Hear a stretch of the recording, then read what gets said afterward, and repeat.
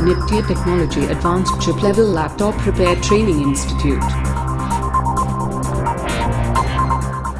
तो आज हम लोग देख रहे हैं ये मदरबोर्ड है डेल का, जिसका पार्ट नंबर है LA-9101P।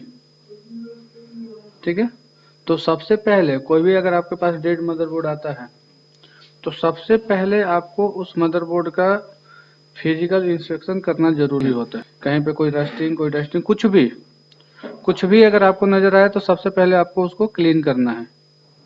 इसके बाद ही आपको आगे का प्रोसेस करना है। ठीक है, तो इसको देख लीजिए एक बार पूरे चारों तरफ नजर फैला के।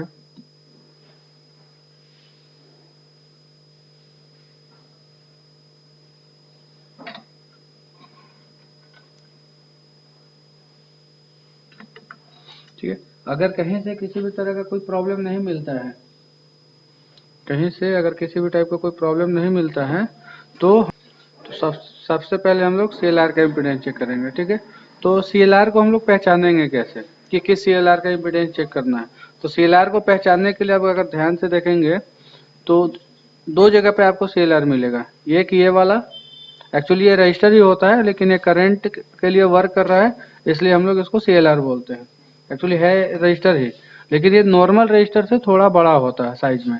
एक ये रजिस्टर है जिसको हम लोग CLR बोलेंगे, और एक ये रजिस्टर है जिसको कि CLR बोलेंगे। ठीक है, तो दो CLR है। तब हमको किस दोनों CLR का, ऐसे तो हम लोगों को दोनों CLR का इम्पीडेंस चेक करना चाहिए, लेकिन मेन होता है ये वाला CLR।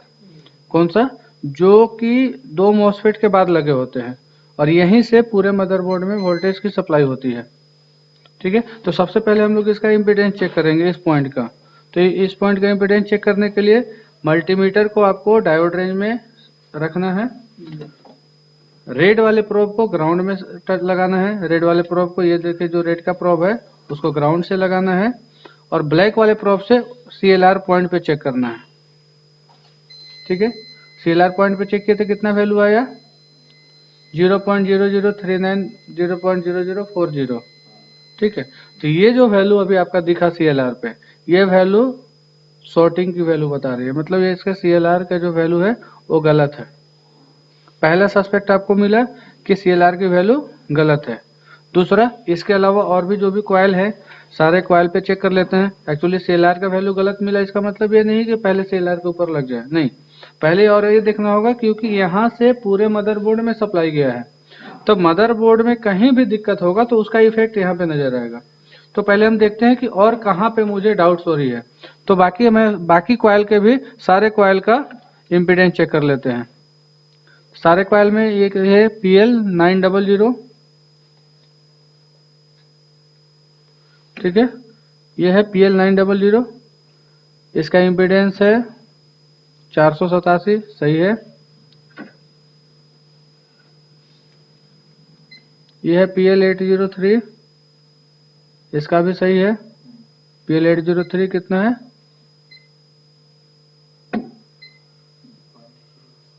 205, 202, सही है। उसके बाद है PL100, ये भी 200 समथिंग, सही है। इसके बाद ये है PL800। PL800 की वैल्यू आ रही है 0.16। PL800 0.16। ठीक है, ये भी सही है, इसलिए कि वो लो वोल्ट की सप्लाई होगी। बाकी उसको कंफर्म कर लेंगे हम लोग। इसके बाद है PL600 की 11, PL600। ठीक है, इसके बाद है PL701 0020। इसके बाद है PL201 190, सही है। 200 193, ये भी ठीक है। ये है PL202, PL202, ये 040, ये गलत है।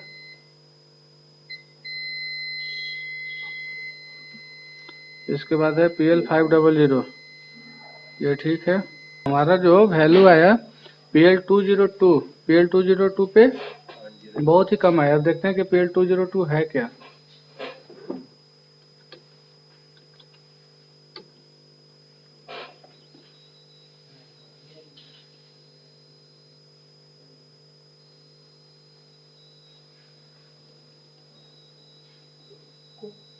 देखिए PL202 जो है ना, सप्लाई है किसकी, आईसी का।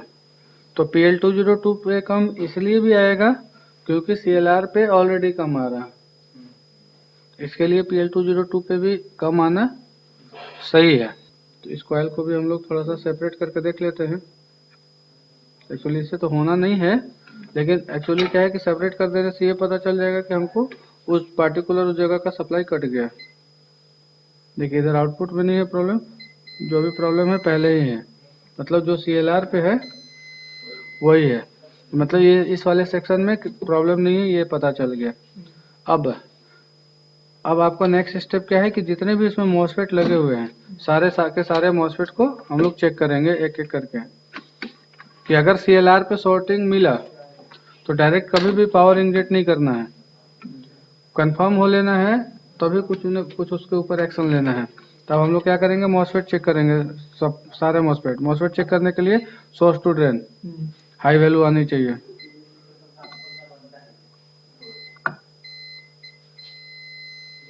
तो देखिए इसकी वैल्यू लो आ रही है। चलिए जब इसकी वैल्यू लो आई तो सबसे पहले इसी को हम लोग बदल देंगे, पहले इसी को बदल देते हैं, ठीक है।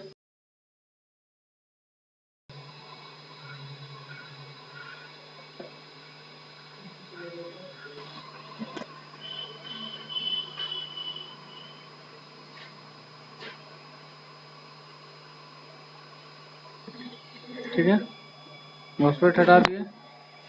मॉसफेट हटाने के बाद भी CLR का शॉर्टिंग नहीं हटा, और देख लेते हैं और कहीं का मॉसफेट शॉर्ट है,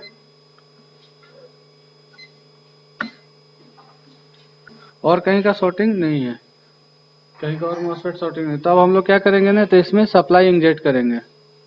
लेकिन हाँ, सप्लाई इंजेक्ट करने से पहले इतना श्योर होना आपका जरूरी है कि कोई भी मॉसफेट शॉर्ट नहीं होने चाहिए, और अपर साइड का तो और एकदम ही नहीं, ठीक।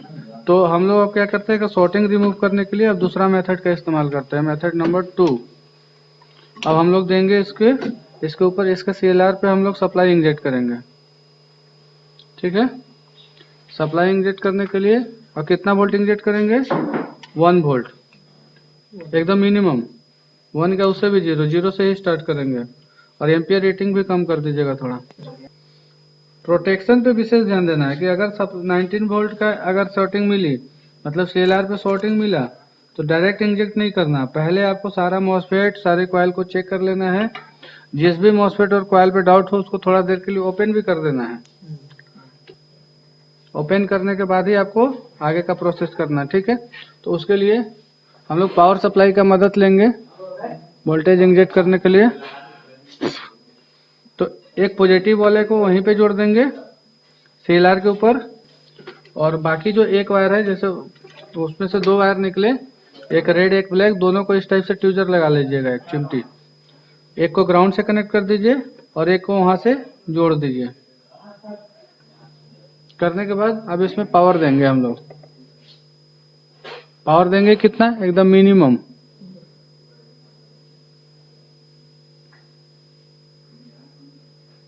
हमने दिया 1 वोल्ट, ठीक है। अब देखिए 1 वोल्ट देने के साथ ही कितना कंजप्शन ले लिया, 600 मिली एम्पियर का कंजप्शन ले लिया। अब इसके बाद जब इसमें 1 वोल्ट दे देंगे, उसके बाद अब इसमें करेंगे क्या कि हम लोग चेक करेंगे आसपास की किधर कोई मदरबोर्ड में कहीं भी कोई कंपोनेंट हिट हो रहा है क्या।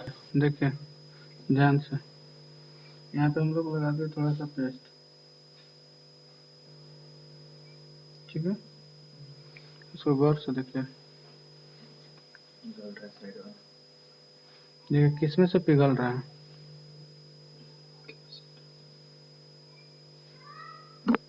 जो हॉट होगा उसमें से पिघलना शुरू कर देगा। किसमें से पिघल रहा है, पेट के जस्ट बगल वाला दिख रहा है, तो गर्म हो रहा है इसलिए वो पिघल रहा है। अब इसके वजह से इसमें कैपेसिटर, मान लीजिए ये कैपेसिटर तो आपका खराब है, ठीक है। इसको अब हम लोग पावर हटा देते हैं, इसको पावर बंद कर देते हैं, ठीक। अब इसको चेक कीजिए, इसकी कंटिन्यूटी चेक कीजिए, कितना दे रहा है?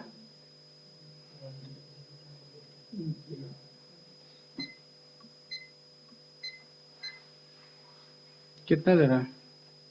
139।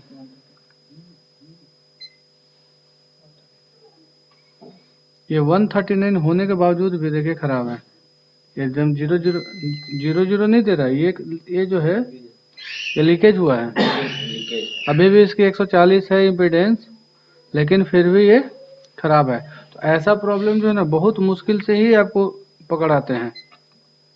फिर भी इसको निकाल के देखते हैं, क्योंकि ये गर्म हुआ तो क्यों गर्म हुआ, कि यही खराब है, कोई और खराब है।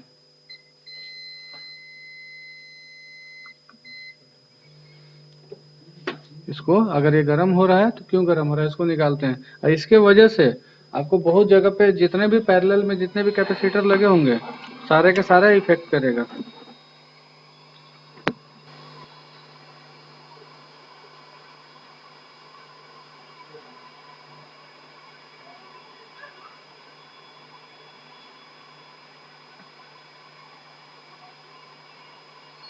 इसको हम लोगों को चेक करना है, ठीक है। चेक करने के लिए क्या करें, सिर्फ इसका लोकेशन चेंज कर दीजिए, एक शटर रहने दीजिए और एक को ओपन कर लीजिए, ताकि चेक करने में आपको ये उधर उधर भागे नहीं। अब इसको हम लोग चेक करते हैं, कितना आ रहा है वैल्यू, 0.6 और इसका अभी कितना वैल्यू आ रहा था, अभी कितना आ रहा था, अभी 1.0 आ रहा था, 1.0 आना। अभी आ रहा था 1.01 130 जो भी, और अब कितना आने लगा, अब आ गया 600। तो इसका मतलब ये कैपेसिटर आपका खराब है। इस कैपेसिटर की वजह से ही इतना ज़्यादा इफेक्ट आपको पड़ रहा था। ये कैपेसिटर को हम लोग निकाल दिए। अब यहाँ पे हम लोगों को दूसरा कैपेसिटर लगाना है। अगर आपके सेम वैल्यू का कैपेसिटर है तो लगाइए, नहीं भी लगाएंगे तो आपका काम चलेगा, लेकिन लगा देंगे तो अच्छा रहेगा, ठीक है। ये देखिए कितना नंबर है, 4455, यानी कि ये जो नंबर है, नंबर के लास्ट में 1 3 5 7 9 कुछ भी आ जाए तो हो जाएगा पी चैनल, उसके अलावा दूसरा आएगा तो एन चैनल।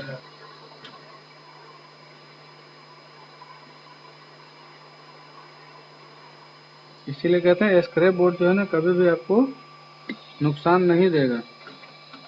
स्क्रैप बोर्ड इसलिए जितना खरीद सकते हैं खरीद लीजिए। इसको लगाएंगे कैसे, यहाँ पे देखिए इस पॉइंट पे आपको डॉट दिख रहा है, कहाँ डॉट दिख रहा है, हाँ ये जो व्हाइट वाला है निशान, तो ये वाला पिन जो है पिन नंबर 1 है। और मॉसफेट के ऊपर देखिए, मॉसफेट के ऊपर डॉट दिख रहा है, हाँ तो एक नंबर को एक नंबर के साथ मैच करवाना है।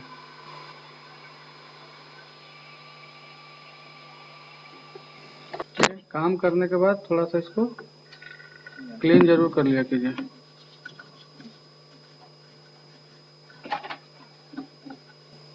ठीक है, अब दोबारा से हम लोग इम्पीडेंस चेक करेंगे किसका, CLR का, कि अब CLR का इम्पीडेंस में कुछ चेंजेज आया कि नहीं आया। ठीक है, तो दोबारा से करने के लिए सेम प्रोसेस। अब देखिए अब इम्पीडेंस कितना आ गया, पहले कितना आ रहा था 0.40, अब कितना गया 400। इसका मतलब है कि 19 वोल्ट में जो भी शॉर्टिंग था वो शॉर्टिंग तो हट गया। अब हट गया तब इसको ऑन करके भी देख लेते हैं क्या स्टेटस है इसका। ऑन करके देखेंगे, यहाँ पे देखिए यहाँ पे लगा हुआ है इसमें एलईडी लगा हुआ है ना। अगर ऑन हो गया आपका तो एलईडी ग्लो होने लगेगा, तो देख लेते हैं। ठीक है, अब इसको ट्रिगर करते हैं।